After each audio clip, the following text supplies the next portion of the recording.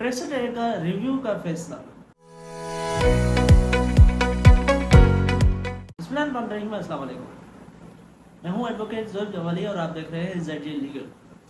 Article 63A का जो अभी रिव्यू का फैसला आया है, इसको आज डिस्कस करते हैं कि बेसिकली फैसला था क्या, क्या सिचुएशंस थी, और अब जो रिव्यू में आया है ये क्या फैसला आया है। अब आर्टिकल 63A अगर कॉन्स्टिट्यूशन का आप देखें, 63A जिसे हम कहते हैं, वो डिस्क्वालिफिकेशन की बात करता है ऑन डिफेक्शन। अगर आप डिफेक्शन करते हैं तो फिर आपको डिस्क्वालिफिकेशन, आप डिस्क्वालीफाई हो जाएंगे।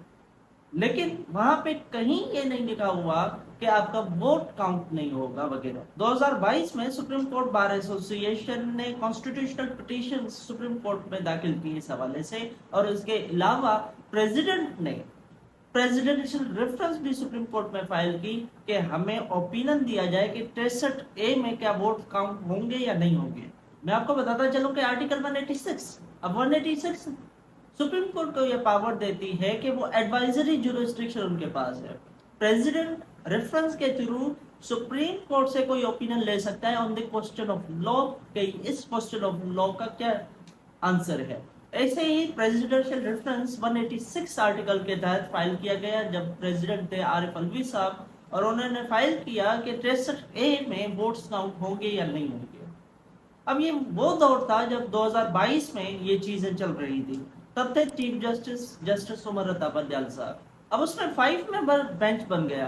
अब 5 मेंबर बेंच में जो हेड कर रहे थे जस्टिस उमर रता बंदयाल, जो के बजाते कुछ चीफ जस्टिस थे, वो हेड कर रहे थे। उनके साथ एजाजुल एहसन साहब, उसके साथ मजर आलम मियाखेल साहब, जस्टिस मुनीब अख्तर साहब, और उसके अलावा जमाल खान मंदोकेल साहब थे। ये 5 जजेस थे जिन्होंने बेंच था, और ये 63A के ये जो प्रेसिडेंट रेफरेंस था और SCBA supreme court bar association की जो कॉन्स्टिट्यूशनल पिटीशन थी उनको सुन रही थी, और उन्होंने ये फैसला दिया कि 63A में वोट्स काउंट नहीं होंगे। अब ये जो फैसला था ये 3/2 था, 3 की मेजोरिटी थी, और 2 जो जजेस थे, 2 जजेस जिसमें जस्टिस मंदोकेल साहब और जस्टिस मियाखेल साहब। अब ये वो जो जजेस थे जिन्होंने कहा है कि ये रीराइटिंग ऑफ कॉन्स्टिट्यूशन है, जो कि इख्तियार सुप्रीम कोर्ट के पास नहीं है, वो इख्तियार है पार्लियामेंट का। Supreme court reading into the constitution कर रही है इस फैसले के थ्रू, और रीराइट कर रही है कॉन्स्टिट्यूशन को, क्योंकि कॉन्स्टिट्यूशन में कहीं 63 में ये नहीं लिखा हुआ कि वोट्स काउंट नहीं होंगे। अब सुप्रीम कोर्ट के पास एक इख्तियार ये है कि वो जो भी अपने फैसले करें उनका रिव्यू का इख्तियार भी उनके पास है, मतलब कि नजर सानी कर सकती है। अब नजर सानी वो ही पेश करेगी। ये प्रिंसिपल है कि जो भी जजेस, 5 जजेस, 3 जजेस जो भी फैसला करती हैं, वो ही सेम जजेस रिव्यू सुनते हैं। लेकिन क्योंकि आप देखेंगे चीफ जस्टिस साहब रिटायर हो गए, और जस्टिस एजाजुल एहसन साहब वो भी उन्होंने रिजाइन दे दिया, जस्टिस मियाखेल साहब, मजर आलम मियाखेल साहब वो रिटायर हो गए, अभी एडहॉक जज हैं। तो अब जो 5 मेंबर लार्जर बेंच बनाए, जो कि हेड कर रहे हैं चीफ जस्टिस काजी फैज ईसा साहब, और उसके साथ जस्टिस मुनीब अख्तर थे, जस्टिस जमाल खान मंदोकेल साहब थे, और जस्टिस मजर आलम मियाखेल साहब थे। ये 5 मेंबर लार्जर बेंच बना था इन रिव्यूज को सुनने के लिए। लेकिन जस्टिस मुनीब अख्तर साहब ने एक नोट लिखा रजिस्ट्रार को, और कहा कि मैं इस बेंच में नहीं बैठ रहा, अभी रिक्यूज नहीं कर रहा, लेकिन बैठ नहीं रहा क्योंकि ये बेंच गलत तरीके से बना है। उन्होंने एक लेटर लिखा, ठीक है जी। अब उसके बाद कमेटी की मीटिंग हुई, जस्टिस मंसूर अली शाह साहब से पूछा गया कि वो इस बेंच पे बैठना चाहते हैं या नहीं बैठना चाहते, उन्होंने भी इनकार कर दिया। तो रिकॉन्स्टिट्यूट हो गया बेंच उसी दिन, और बेंच में अब जो मेंबर्स थे, जस्टिस काजी फैज ईसा साहब जो कि हेड कर रहे थे, जस्टिस अमीनुद्दीन था, जस्टिस मंदोकेल साहब, जस्टिस नईम अख्तर अफगान साहब, जस्टिस मजर आलम खान मियाखेल साहब। ये 5 मेंबर बेंच था जो कि रिव्यू पिटीशंस को सुन रहा था। अब इस बेंच ने ये रिव्यू पिटीशंस एक्सेप्ट करनी, और जो फैसला था उसे सेट असाइड कर दिया, उनकी डिटेल रीजनिंग पूरा फैसला सेट असाइड कर दिया। अब बात यह है कि ये बिल्कुल ठीक हुआ है कि ये जो वोट न काउंट होने की बात है, ये तो कॉन्स्टिट्यूशन में लिखी ही नहीं हुई, इस हद तक बात ठीक है। अब इसमें मसला क्या आ रहा है और कंट्रोवर्शियल क्यों हो रहा है? کیونکہ ٹائمنگ بڑی امپورٹنٹ ہے. اب یہاں پہ آپ دیکھیں کچھ دن پہلے کانسٹیٹیوشنل امینڈمنٹ آئی تھی اور رات گئے کوشش کی جا رہی تھی، دونوں اسمبلیز کا اجلاس بلایا ہوا تھا، اسمبلی دونوں ہاؤسز کا، اپر ہاؤس لوور ہاؤس دونوں ہاؤسز کا اجلاس بلایا ہوا تھا کہ ہم کانسٹیٹیوشن امینڈمنٹ کرتے ہیں. اب کانسٹیٹیوشنل امینڈمنٹ نہ ہو سکے کیونکہ ممبرز پورے نہیں تھے، جو جے وائی والے تھے وہ نہیں مان رہے تھے. اب انہوں نے 63A کا فیصلہ دے دیا تو اب پی ٹی آئی والے ووٹ دے سکتے ہیں. پہلے تو ان کے ووٹ کاؤنٹ نہیں ہو سکتے تھے، اب ان کے ووٹ کاؤنٹ ہوں گے اور کانسٹیٹیوشن امینڈمنٹ آسان ہو گئی، تبھی یہ کنٹروورشل ہو رہا ہے.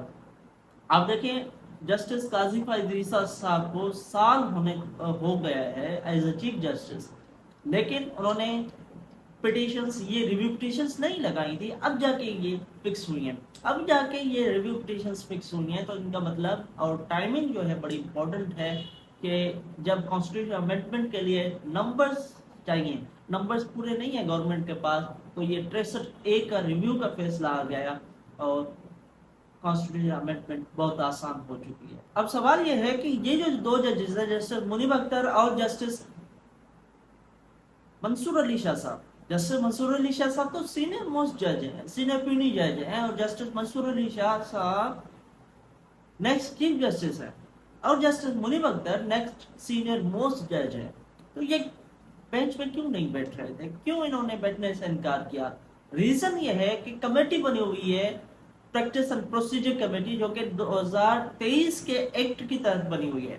اب اس میں یہ تھا کہ چیف جسٹس کے ساتھ 2 سینئر موسٹ ججز ہوں گے، وہ کمیٹی میں بیٹھیں گے اور وہی بینچز بنائیں گے. اب کمیٹی کا تشکیل کیا تھا؟ جسٹس قاضی فائز عیسیٰ صاحب، جسٹس منصور علی شاہ صاحب اور جسٹس منیب اختر صاحب. اب اس کمیٹی جو کہ بنی ہوئی تھی اس میں بھی چینجنگ آئی ہے. چینجنگ کیوں آئی کہ یہ جو ایکٹ تھا 2023 کا، اس کو تھرو دی آرڈیننس امینڈ کیا گیا اور یہ کہا گیا کہ چیف جسٹس بھی ہوگا، سینئر پیونی جج بھی ہوگا، لیکن تھرڈ جو ممبر ہوگا وہ کون ہوگا؟ وہ چیف جسٹس کی مرضی ہے، کسے بھی نومینیٹ کر سکتی ہے. یہ 3 ممبر کمیٹی. اب جب آرڈیننس پاس ہو گیا، دستخط ہو گئے، نوٹیفیکیشن جاری ہو گیا، 1 گھنٹے کے اندر چیف جسٹس نے نوٹیفیکیشن جاری کر دیا کہ میں جسٹس امین الدین خان صاحب کو کمیٹی کا ممبر کرتا ہوں اور جسٹس منیب اختر کو پریکٹس اینڈ پروسیجر کمیٹی سے نکالتا ہوں. یہ وہ ریزنز ہیں جس کی وجہ سے جسٹس منصور علی شاہ صاحب بھی نہ کمیٹی میں بیٹھ رہے ہیں، نہ اس بینچ میں بیٹھے، اور نہ ہی جسٹس منیب اختر صاحب اس بینچ میں بیٹھے. یہ ریزنز ہیں. اور آپ دیکھیں کہ کمیٹی جس نے یہ بینچ بنایا ہے وہ 2 ممبر سٹنگ تھی، 2 ممبرز اس میں تھے، 1 ممبر نہیں تھا، سینئر پیونی جج نہیں تھا. اب آپ دیکھ لیں کہ وہ کمیٹی جو کہ 3 ممبر ہے، اس میں 2 ممبر بیٹھے ہوئے، تیسرا نہیں ہے، جو کہ امپورٹنٹ ہے اور ان کا امپورٹنٹ رول ہے کیونکہ وہ سینئر موسٹ جج ہیں، سینئر پیونی جج ہیں. تو وہ کمیٹی کیا بینچز بنا سکتی ہے جس کا 1 ممبر نہیں بیٹھ رہا، ایبسنٹ ہے؟ اس حوالے سے قانون خاموش ہے. یہ وہ ریزنز ہیں جس کی وجہ سے یہ کنٹروورسی چل رہی ہے. Thank you very much. اللہ حافظ.